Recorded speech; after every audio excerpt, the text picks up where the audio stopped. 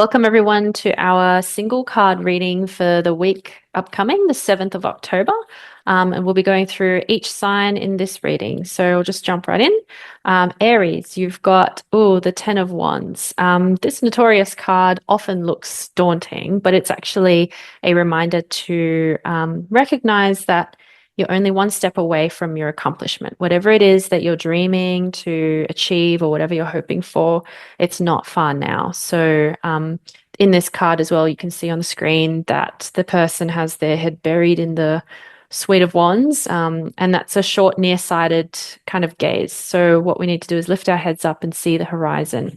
So that's your advice for mid-October, well, the beginning of October, Aries. Beautiful. Taurus, lovely. You have the Queen of Cups. So for the week of the 7th of October, Taurus, this suggests great emotional balance for you and following your heart. So Taurus, really sit in the center of your heart energy, open to that, and really be willing to follow your heart's desire. Beautiful. Thank you, Fran.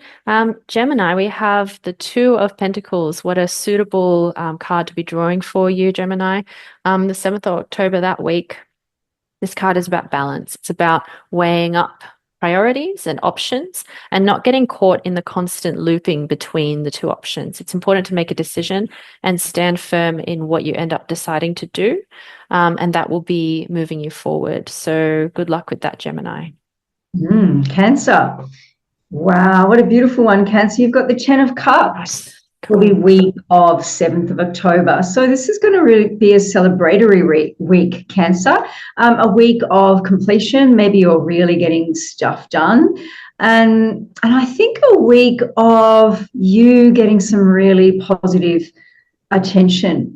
I get the sense you're either crossing a finish line or really getting close to that. So don't buy into the resistance. It sometimes kicks in when we're closest to the finish line. Really push through, and lots of celebrations ahead for you, Cancer.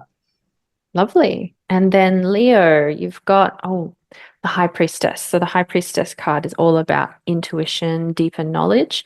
Leo, you're one of the greatest underestimated intuitors of the whole zodiac wheel. So tap into that energy and connect to that side of things too. As much as it is useful to stay in the practical realm of things, pay attention to what your reflection and insights are bringing you, kind of that unspoken gut feeling kind of thing about your week. Maybe there's someone you're wondering about their intentions of, or you're wondering how to make the most of a difficult situation. So yeah, good luck with that, Leo. Lovely.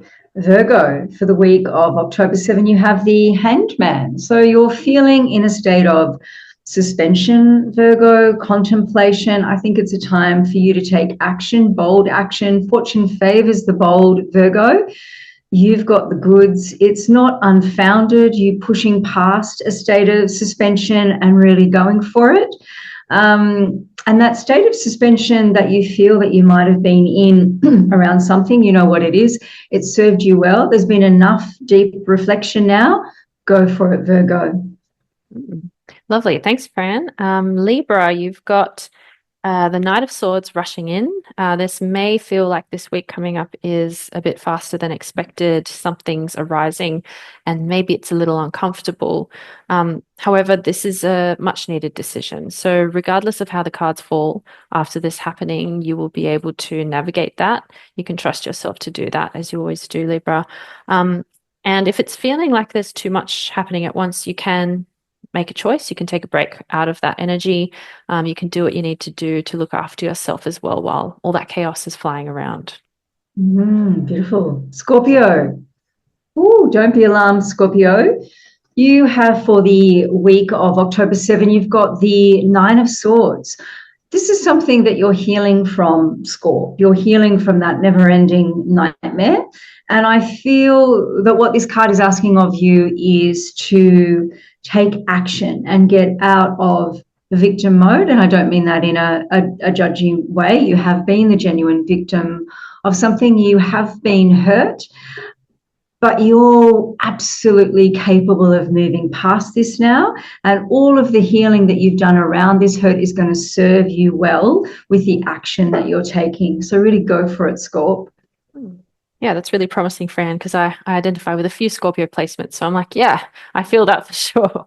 All right. And Sagittarius, you've got the King of Wands. King of Wands is about assertive action, knowing what to do in the heat of the moment, and also being guided by passion, wisdom, experience. This is not an inactive, I guess, energy to the sign Sagittarius. This is very proactive, and I think that might be comfortable for you. So it's looking good for your week ahead. Lovely. Okay, so we've got the Magician. Your powers of manifestation are going to come into their own.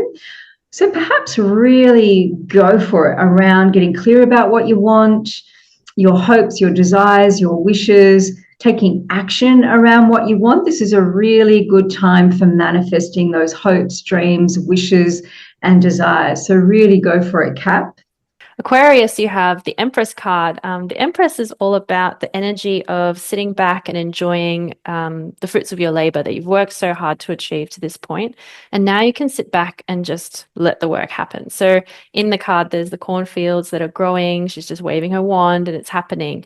And there's a luxuriating happening for you too, Aquarius. So enjoy this week ahead. Maybe this is the time of rest, but it's not idle rest. There are still things happening in the background. Lovely, luxuriating.